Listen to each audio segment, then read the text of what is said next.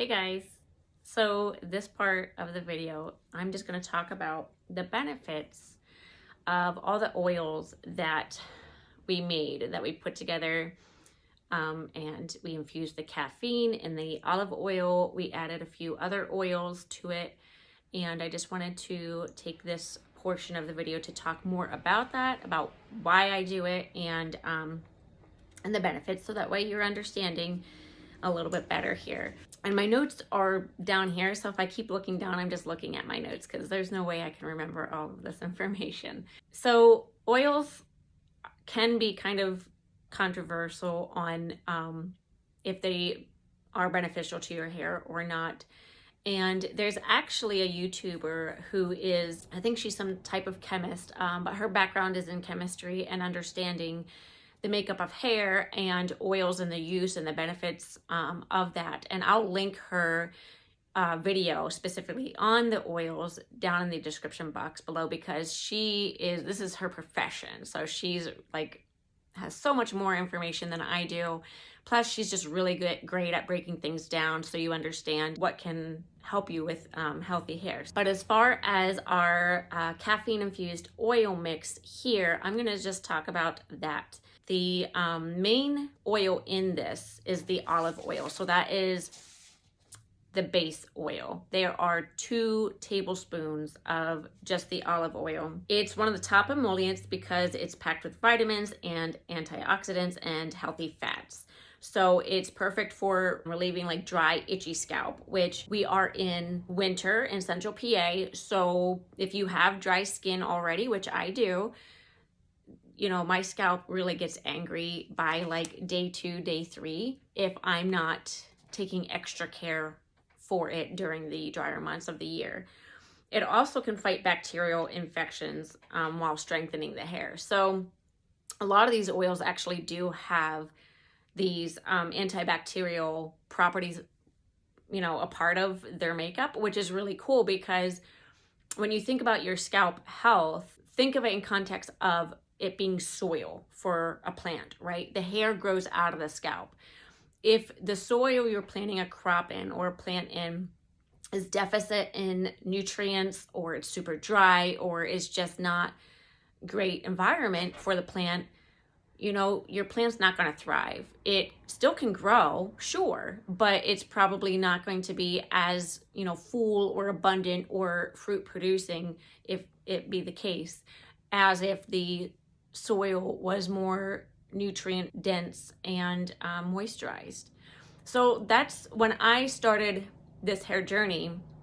That's something that I never thought about. I never thought about my scalp health. I was always thinking about the length of my hair. There, you know, I was trying, before I shaved all of my hair off, I was trying to nurture very dead, broken, fine hair back to health, and it was very frustrating. Because of just the amount of damage that was there, and the fact that it's fine kind of makes it, in my personal opinion, harder to kind of get it back to a healthy place. I started the curly girl journey. I wasn't a strict follower of it. I used it as a guideline. More I was taking care of my hair, the more it showed me the damage that was there. And that's very common. That's why it's called a transition stage. And what a lot of people do is they just really baby the lengths of their hair and just, you know, grow it out until they can do like a short cut, and they call it a big chop.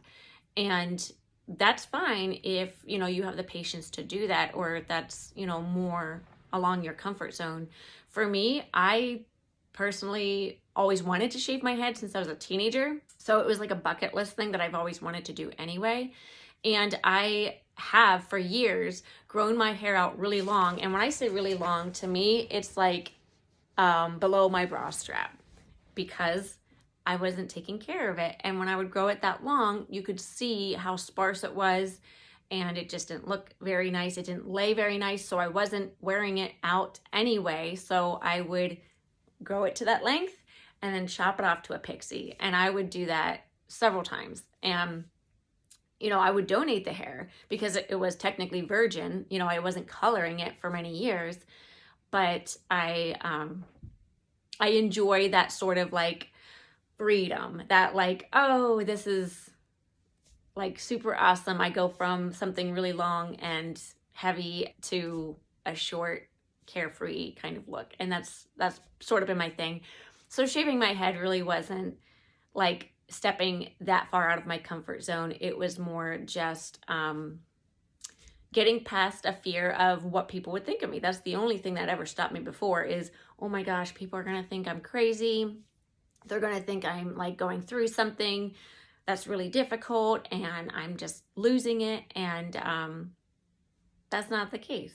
You know, I didn't want to wait until my hair got to a certain length where I could have an acceptable hair length as a female. I just wanted to buzz it off and see what it was like. And I tell you that the scariest thing about that is, oh my gosh, what kind of head shape do I have? Is it a weird head shape? Do I have weird like markings on my head? I don't know. I've never seen my scalp. But it was really cool. It was really fun. Check out that video if you haven't already. I want to share my journey, and I have a very fine, loose, curl, wavy texture that I find to be very difficult, honestly. I know that type 4 hair really takes the cake when it comes to maintenance and all the work that goes into type 4 hair. I really honor you guys who have that type of hair. I think it's gorgeous. I think it's beautiful. And I'm sad when I watch videos of ladies who relax their hair because they, quote unquote, were told or think that they have bad hair. And that always breaks my heart because there is no bad hair. There's hair that requires more maintenance and more, you know, management skills or whatever. But that shouldn't stop you from embracing what God gave you, honestly. And that's how I feel about it. And with my hair, you know, it's been a hate-hate relationship for a really long time until I started to figure this out and figure out that like I can embrace my natural waves and they can look nice. I just needed to learn better skills and have more information and tools in my arsenal. So that's what this journey is. And I really hope that this channel benefits other people who have hair types similar to mine, who also find it extremely difficult to manage and to get it to look nice. Because, I mean, I think it's looking nice today. To get back on track here, the basis of the oil that I made is the olive oil. And I read those properties to you. Then the caffeine, there are 2 tablespoons of ground light roast coffee. This time I used light roast. It does have a higher caffeine content than the dark roast. I usually use the dark roast, not because of the caffeine, but more so because of the coloring. I like my hair to be darker. I have a natural dark ash blonde color in my hair. Like naturally, I don't have any color in my hair. It's completely virgin. I like a deeper, more saturated color. I love brunette hair color. And so I use the dark roast, hoping that it kind of like stains my hair a little bit to make it darker. Anyway, this time is the light roast, and that's just because it's what I had. Caffeine is known to increase blood circulation to the scalp, which promotes your hair follicles. It stimulates your hair follicles to grow faster, healthier, and stronger. So it improves the blood supply to your scalp. So not only having your scalp healthy, but encouraging blood to get to your scalp, because, you know, your blood going through your body is really focused on your major organs and other areas of your body. Your hair is probably like one of the last things on its mind. You know what I mean? When your body's taking care of itself, your hair is dead. You know, it's just dead strands growing from your scalp, and that's not a vital piece of your body. So encouraging blood flow to your scalp is really beneficial. That's why the inversion method, which is like hanging upside down, can prove to be really good, because you're basically forcing the blood to your scalp. I can't do the inversion method. I suffer from vertigo. When I do the inversion method, I get very nauseous and like sick, and it's not worth it at all. So I do all these other things to help encourage and stimulate blood flow to my scalp. So anyway, moving on, the other oil that I used, and this is one of my favorites, is the Tropic Isle Living Strong Roots Red Pimento Hair Growth Oil. And Yes, this has pimento oil in it, but actually the pimento oil is the last thing on the ingredient list, which means it's the least ingredient in this bottle. The main ingredient is the castor oil, which we all know, we've all heard in the hair community, castor oil is super great for growth. And, you know, when, you know, ladies are doing protective styles and they lose their edges, what's the one thing that you hear? Put castor oil on your edges. It'll grow them back, right? So castor oil is very moisturizing to the scalp, and it can help with dandruff. Again, that dry skin in the wintertime especially, leaves your hair smooth and strong.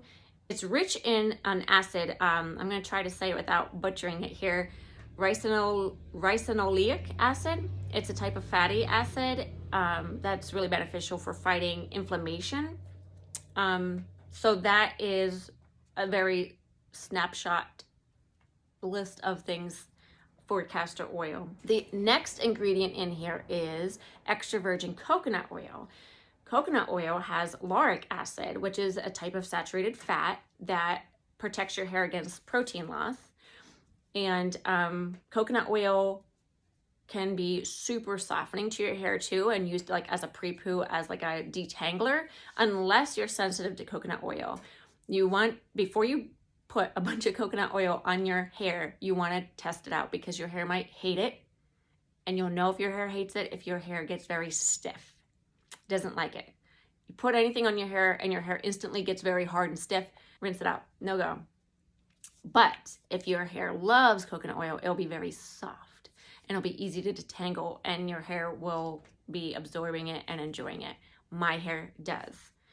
Then the next ingredient on here is wheat germ oil, which I didn't know a lot about wheat germ oil until I did this research for this video. This has a high content of linoleic acid.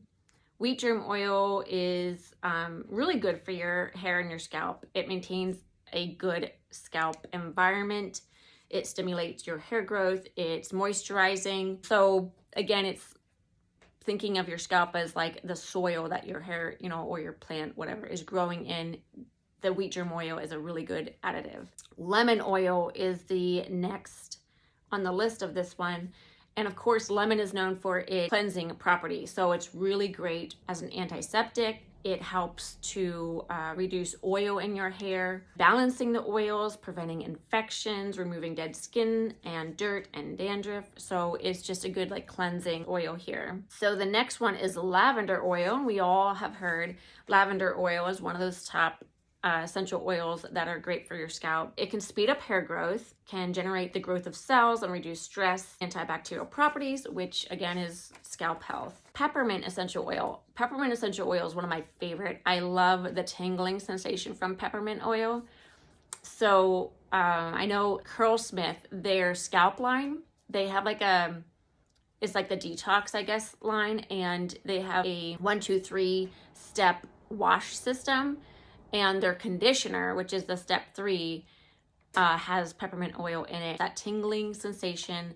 And what that's doing is it's promoting the hair growth during the anagen or the growing phase, because that cold tingling feeling is increasing the blood circulation.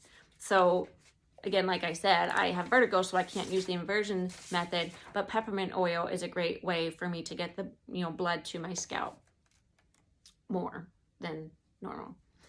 Rosemary oil, that's another one that I really, really love. Rosemary oil also gives you a sensation. It's not the tingling sensation that peppermint gives you. I find it's like more of like a warming sensation on my scalp, but it improves with hair thickness and growth, and it helps improve cellular generation. Maybe even extending, you know, the growing phase of your hair, so your hair can get longer before it does naturally shed itself. And there is a study done with rosemary oil performed, that it performed as well as minoxidil, which is in like Rogaine. It had less adverse effects because it's natural. More natural things tend to have less adverse effects. Yeah, they also sometimes aren't as effective, but the studies are saying rosemary oil is as effective with less adverse effects. So if you do the bare minimum, take olive oil, extra virgin, cold pressed olive oil as your base oil, mix a little bit of rosemary oil, essential oil in it. Do not use essential oils on their own. Oh my gosh, I feel like I need to say that very clearly. Essential oils are not to be used on their own. They need a base, a carrier oil. Extra virgin olive oil is great. Coconut oil is great. Castor oil is great. Sweet almond oil is great. There's so many different base oils you can use, but please do not use essential oils on their own. That could really hurt you. Now we get down to the pimento oil that's in here. And it is a treatment for bacterial and fungal issues. It's rich in omega-9 fatty acids. Those are the properties with pimento. But actually, when I was doing the research on that, there was a website that did talk about how it is very strong and you cannot use a lot of it. It could be damaging. Again, just like an essential oil, you have to be careful with that. I believe that covers all of the oils that I have in this homemade mixture.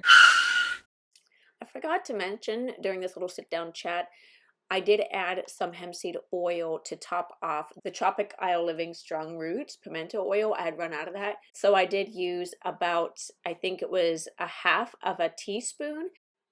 I also used a full tablespoon of the pumpkin seed oil in this mixture as well.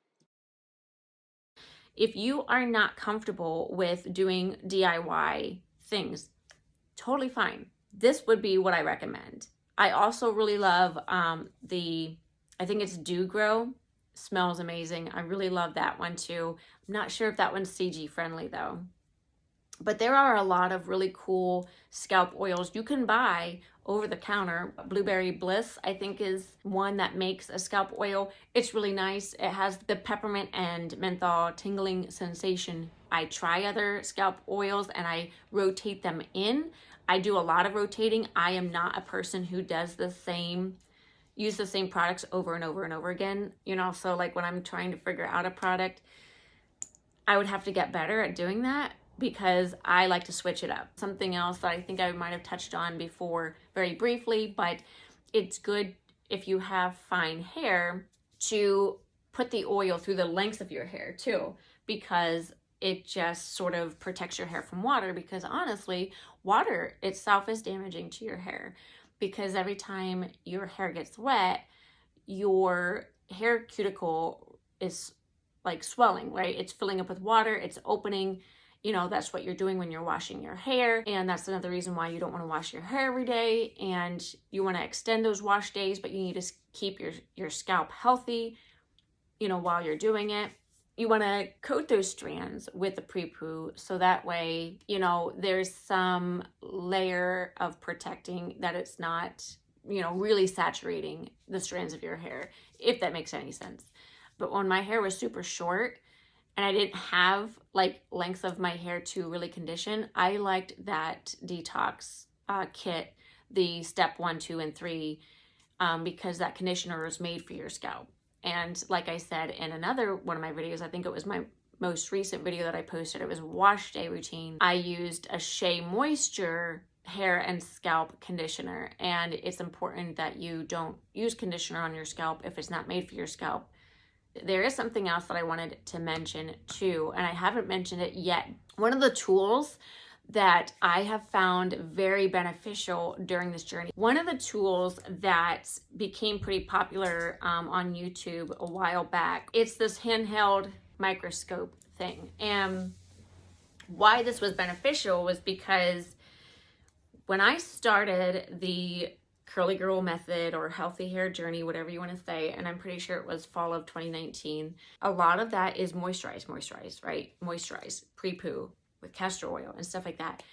I was not clarifying my scalp well enough because everything was telling me to moisturize my hair, where in fact I wasn't really clarifying. And I feel that because I wasn't acknowledging my scalp needing to be clarified and free of the buildup that, you know, was happening with all these moisturizing products, that I was having clogged follicles and I had a ton of hair shed. Like, I think it also contributed to a lack of iron. That's something that I personally struggle with. Outside of the whole iron thing, I was not clarifying my scalp and I was having a ton of shed, and it was scary. Like, I was like, oh my gosh, like I thought this method was supposed to help me get healthy hair, and I'm losing my hair.